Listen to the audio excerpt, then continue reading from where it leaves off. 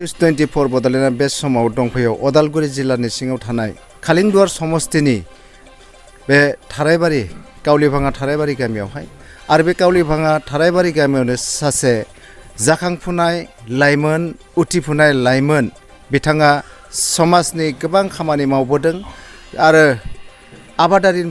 आबादारिनि थाखाय गोबां खामानि बिथाङा मावबोदों। बे समावहाय बिथांनि खाथियाव जोङो दिनै फैदों आरो बिथांनि जिथु प्रजेक्ट बे प्रजेक्ट बिथाङा मोननैसो प्रजेक्ट बिथाङा बेयावहाय बेखेवनानै दोनदों गावनि न'खरावनो आरो गावनि न'खरनि थांना थानायनि बेलायाव बिथाङा आबादारिनि थाखाय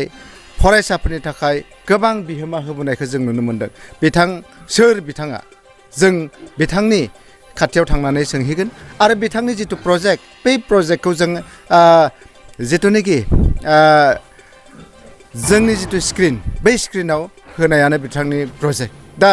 थेवबो बिथांनि प्रजेक्टनि सिङावहाय जों हाबहैनो थाखाय आखायाव लादों आरो बिथांनि खाथियाव थांनानै जों सोंहैगोन बिथाङा सोरमार आरो बिथाङा जाथिनि थाखाय हालामनि थाखाय डिस्ट्रिक्टनि थाखाय बर' हारिनि थाखाय बिथाङा गोबां खामानि मावबोनाय बिथिंखौ जों नुनो मोन्दों बिहोमाखौ जों नुनो मोन्दों। दा नैबे समाव बिथांनि न'खराव फैनानै जों नुफैबाय जे बिथाङा मोनसे अमानि फार्म बानायनानै बिथाङा न'खरखौ दैदेननो थाखाय साखाफारा जादों। बिथांनि मुङानो जाहैबाय अर्जुन नार्जारि। बे अदालगुरि जिल्लानि सिङाव थानाय थारायबारि गामि खालिंदुवार समस्तिनि सिङाव थारायबारि गामियाव जोनोम मोननानै बिथाङा बे न'खरावहाय बिमा बिफाजों लोगोसे न'खरनि बाय बाहागिजों आरो गावबो थानानै बिथाङा अमानि फार्म आरो दाउनि फार्म बिथाङा बेखेवदों आरो बिथांनि खाथियाव फैदों। नार्जारि नोंथां दिनै नोंथांनि जिथुनाखि प्रजेक्ट बे प्रजेक्टआव हाबनानै गोजोननाय मोनबाय आरो हाबनानै नोंथांनि प्रजेक्टनि सोमोन्दै जों निउस 24 बड'लेण्डआ खौरां लानो फैदों। बे समाव नोंथांखौ बरायबाय। निउस 24 बड'लेण्ड खुलुमबाय आदा कनक एन्ड केमेरामेन जाहा आंनिनो लोगो फंबाय जा सोरांसार बाग्लारि नोंथां आंनि जायखिजाया नोंथांमोना माने आंनि फार्माव फैनानै गोबायबाय देरायाव फैनानै आंखौ खबर लाफैनायनि थाखाय आरो बे बेरायफैनायखौ आंनि थुलुंगा हिसाबै आं लादों। जायखिजाया आदामोना जि सावरायो आं बेयाव नोंथांमोनजों सावरायफागोन जि सोंनो लुबैयो आं बिनि सायाव आङो खेंफोरथि आं होगोन जाहाथे गुबुनाबो थुलुंगा मोनो आं बेखिनिखौ आङो बुंग्रोबाय। औ दा बे समाव फार्मार हिसाबै बिथाङा दिनै आंनि खाथियाव गसंदों। बे बिथाङा खोब गोरों सुबुं आरो बेबायदिनो रोंगौथि गोनां फरायनाय बिथाङा MA खालामनानै दिनै गोबां खामानि बर' जाथिनि थाखाय मावदों आरो बिथांनि थं मुं गावनि खुगाजों खोनासंनो आच्चा नोंथांनि गुबै थं आरो मुंखौ नायगिरि बिथांमोननो बुंगोन नामा? आंनि मुङाथ' अर्जुन नार्जारियानो ओमफ्राय गामिया जोंनिया नैबे थारायबारि रिभिनिउआबो थारायबारि ओमफ्राय जोंनिया बे खालिंदुवार समस्ति गोलैबाय जोंनिया पस्ट अफिसा बटागुसि पुलिस थानाया जोंनिया पानेरि ओमफ्राय आं फरायजेनदोंमोन आंनि नैबे गावलिभाङा गुदि फरायसालियावनो बिनि उनाव आं सारनिनो फरायसा खिन्थु दानसोराङावबो आं क्लास 8 सिम फरायदों ओमफ्राय क्लास 6 माने 8 सिम फरायखांनानै नबोदयआव आंनि आइ आफाया आंखौ फरिखा होहोबाय बिनि उनाव आङो नबोदयआव थांबाय ओमफ्राय नबोदयनि उनाव आङो कटनाव फरायदों आङो कटनाव ग्रेजुवेसन खालामखांनानै मुम्बाइनि TISS होननाय Tata institute of social sciences भारतनि जायखिजाया बयनिख्रुइ मोजांसिन माने ससियेल इन्सटिटिउटआनो जाहैबाय टिस मुम्बाइ बेयाव नोंथांमोना MSW फरायनो हायो आंबो MSWखौ आङो 14-16 फोजोबनानै 16निफ्रायनो आङो डेभेलपमेन्टेल सेक्टराव आं गोबां माने ससियेल इस्युसजों आं लोब्बा लाखिनानै खामानि मावबाय दङ आरो दा नैबे थंनि सोमोन्दै जुदि बुङोब्ला आं बेखिनिखौनो आं बुंगोन आरो माने साबायखर जों मोनथिबाय बिथां अर्जुन नार्जारिया सोर बबेनिफ्राय फैखो आरो बिथाङा बोरैहाय दिनै नैबे समखौ बियो आवगायदों बा आगान होदों। बे आगान होनायनि बेलायाव जों नुनो मोनो बिथांनि जिथु इउथ लाइफ बे इउथ लाइफआव बिथाङा मोनसे मोजां प्रजेक्ट गामियारि ओनसोलाव बिथाङा देखायनो नागिरदों। दा बे समावहाय बे प्रजेक्टखौ जिथु अमा फार्म बे अमा फार्मनि जिथु प्रजेक्ट बेखौ मा होननानै साननानै बिथाङा खेवजेनामोन बेखौ आं सोङो। दा नोंथाङा दिनै जेनेबा गामि ओनसोलावहाय गामिनि मानसिफोरखौ इनकारेजमेन्ट होनो थाखाय बिथांमोनखौबो दावगालांफाथों होननानै नोंथाङा जिहेतु न'खरावनो अमा फार्म आरो दाउ फार्मबो नुदों बे समावहाय मा साननानै नोंथाङा खालामदों? आदा माने आं मा बुंनो जेनेबा 2016निफ्राय जेब्ला माने आङो मुम्बाइ टिसाव फरायबाय दंमोन अब्लानि आं गोबां बायदि माने एजेन्सिजों आं खामानि मावनायनि आं सुबिदा मोनदों जेरै इउनिसेफ माने UN-आवनि अर्गानाइजेसन ओमफ्राय बिनि अनगायैबो बायदि इन्डियानि बिराद गिदिर माखासे फाउन्डेसन कलाबरेटिभ माखासे फाउन्डेसनाव खामानि मावोब्ला आरो MSWनि जिथुबा कर्सफोर दंमोन ससियेल इस्युसजोंनो गासैबो सोमोन्दो दङ अब्लानिया गोसोआ माने ओरैबायदि इनकारेज जाबाय आङो गुजरात थाबायदो राजस्थान थाबायबो महाराष्ट्रआव बोसोर मोननै छत्तीसगढ़ थाबायबाय ओमफ्राय बिनि उनाव आङो मिज'राम थांबाय मेघालय थांबाय ओमफ्राय बिनि उनाव आङो जेनेबा अरुणाचल ओमफ्राय बे डिमापुरफोर बायदियाव नुयोब्लाथ' माने जथेस्थ' माने लेखा फरायनायनि अनगायै बा लेखा फरायखांना साख्रि मावनायदोबो लोगोसे जोङो न'खरावनो अन्तत फिसायैब्लाबो जों माबा मोनसेब्लाबो जोङो स्टार्टआप जों खालायनो हायो बिजनेस जाय स्टार्टआपनि गेजेरजों जों गावबा गावनि मोनसे मा बुङो ओनसोलनि बा गावनि न'खरनि माखासे एक्सट्रा थाखा फैसानि दुरबलताखौबो जोङो एसेब्लाबो जोङो माने हेफाजाब होनो हायो दा हमनानै लादो जेनेबा आं फैबाय आंथ' दा UNDP आव मावबाय दङ आङो United nation development programme UNDP बेबो UNOनि मोनसे डेभेलपमेन्टेल विंस आं क'क्राझाराव जिरायो दा बाथ्राया जाहैबाय आं जुदि नैबेखौ बानायना होनाय लोगो लोगो आंनि आइमोन आफामोन बिथांमोना दसेब्लाबो गावसोरनि समखौ होनानै बिसोरो मा खालायनो हायो एसे एनै नायबाय आं बेयाव एक्सट्रा मानसि आं लाखिनो प्रयजन जायाखै आंनि आबौआ दंफैयो आंनि बिगुमै दङ आंनि आफा दङ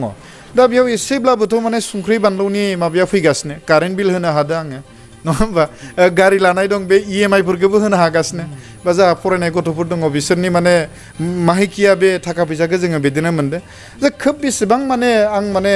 कमार्सियेलि लांनो हायाखैब्लाबो संख्रि फानलुखौ खिन्थु जानो हादों बे आरो माब्लानिफ्राय बे 19 माने 2019 मायथाइयाव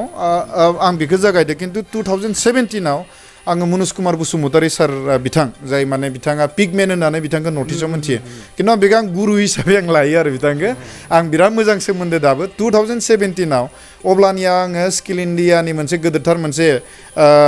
प्रजेक्टआव खामानि मावबाय दङमोन DDGQI माने दीनदयाल ग्रामीण उपाध्याय कौशल योजना माने गामियारि ओनसोलखौ जौगाहोनायनि बिराद गिदिर मोनसे गभर्नमेन्ट अफ इन्डियानि बे मोनसे प्रजेक्टमोन अब्लानिया आं सानबाय आंबो माबा मोनसे मावनो होननानै लोगो लोगो आङो मनुज बिथांजों आङो जुगाजुग खालायबाय बिथाङा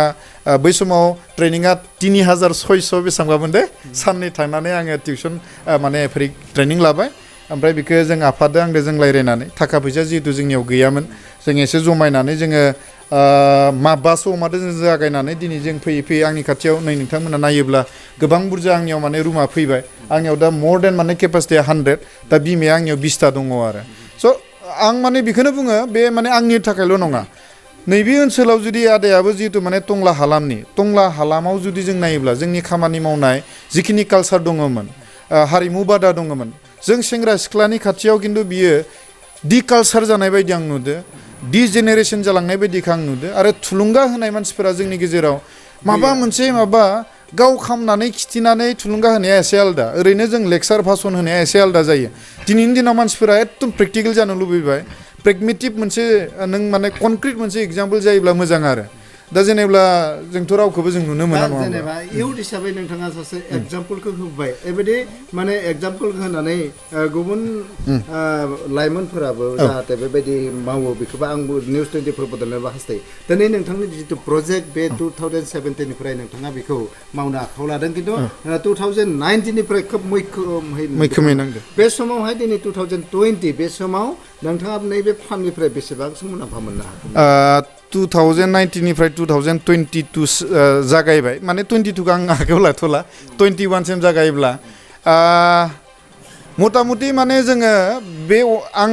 एक्जेक्टलि आङो माने फिगारखौ होला बा आङो माने एक्जेक्टलि एमाउन्टखौ आं बुङाब्लाबो जायबा आं उनथिं मोनसे न' लुबावबाय माने जेराव आङो दाउनि फार्म बानायदो बेयाव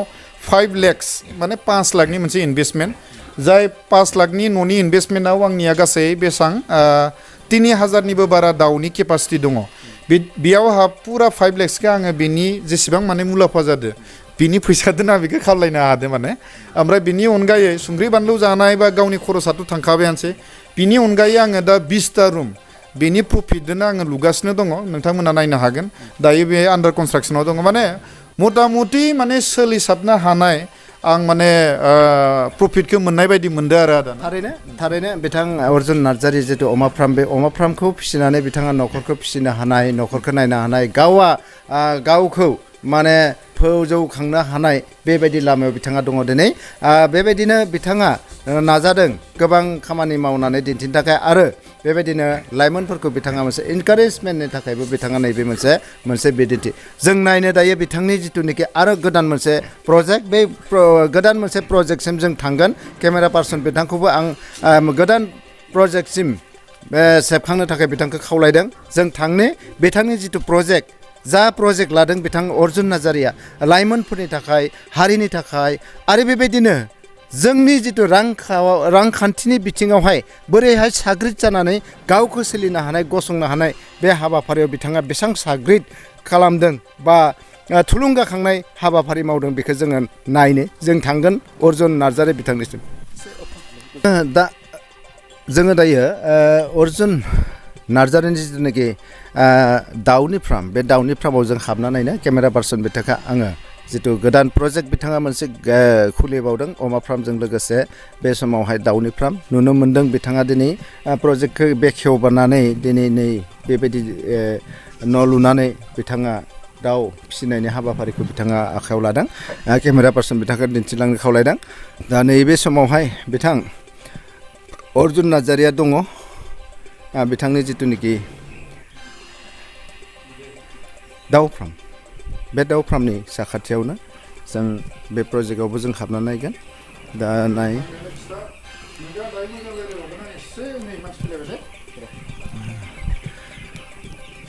मोनफैबाय जोङो बिथां अर्जुन नार्जारिनि जिथुनाखि दाउ फार्म दायो दाउ फार्म होननानै बुङोब्ला बिथाङा फिसासो बेयावहाय लाखिदों गोदोर गोदोर जा दाउ दङमोन बिथाङा बेखिनिखौ सेल खालामनानै आरो गोदान मोनसे फालिसे बिथाङा आरो खालामबावदों दा नैबे समाव नोंथांनिसिम थोंजोंहाय जों मिथिनो नाजागोन जिहेतु बेयावहाय नोंथाङा फिसा फिसा दाउ लाखिना दोनदों सिगांनिफोरखौ मा आदा कनक माने आं फार्स्टखौ हरबाय माने फार्स्ट ओमफ्राय सेकेन्ड बेच हरबाय आङो दा नैबे माने माबा जाबाय 8 दिन जाबाय फार्स्ट भेक्सिना थांबाय जों माने 6 दिनाव बेखौ माने भेक्सिन होयो आरो बे रानिखेत मेगनाव होनाया नैबे आंनिया थार्ड बेच आरो नैबे थार्ड बेच जाबाय दा बेयाव टटेल आंनि केपासिटिया माने माबा दङ दा गोलोम बोथोर फैबाय नालाय विन्टाराव माने बांसिन जोङो कनजास्टेड लाखिनो हाया बेयाव 2500 सामथिं खिन्थु नुनो मोननाय जादों जे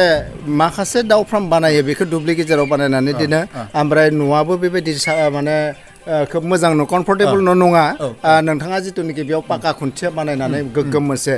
खोब माने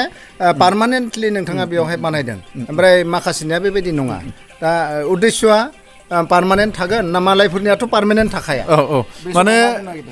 इट डिपेन्डस माने बे सोनारो आरो फार्मारनि सायाव खायसेयाबा माने खोब टेम्परारि मावनो बिथांमोना सानो ओमफ्राय माखासेया माने पार्मानेन्टलि माने बेयावनो मावनानै जानायनि माखासे प्लानिं बानायो दा बियो माने आबादारिनि सायाव बेयो सोनारनाय जायो आरो दा आंनि बेलायाव नैबे आं गासै बे न'खौ नोंथांमोना नायोब्ला गोलावा बेयाव माने 90निबो बारा दङ ओमफ्राय गुवारा 40 दङ फुट आरो फिटआव लादो आङो ओमफ्राय खुन्थाया बेयाव डाइरेक्ट पाका खुन्थाया नोंथांमोना नायोब्ला गासै पस्टआ जादों बेयाव 50टा गासै 50दा खुन्दाल ओमफ्राय गासैबो माने कालारिं थिं होनानै दा बेखौ आङो पार्मानेन्ट न'खौ आं जितु बानायबाय दा बियो मेन आंनि थांखिया जों आफादो आंदो रायज्लायनाया जों माने बेखौ अमानि थाखाय जों बानायदो आरो दा अमानि बानायोब्ला आंनिया बेयाव टटेल 4 र' जागोन 4 र'आव गासै 36टा रुम फैगोन आरो माने 10x9 गासै माने 36टा रुम फैगोन आरो बेयाव दा जों मा सानबाय जिहेतु जोंनि आखायाव इसेबां माने जा केपिटेल जोंनियाव गैया आरोथ' जोङो रावनिबो अनसुंथाइ बेबायदि जों मोनाखै बा जोङो बिनायबो जायाखै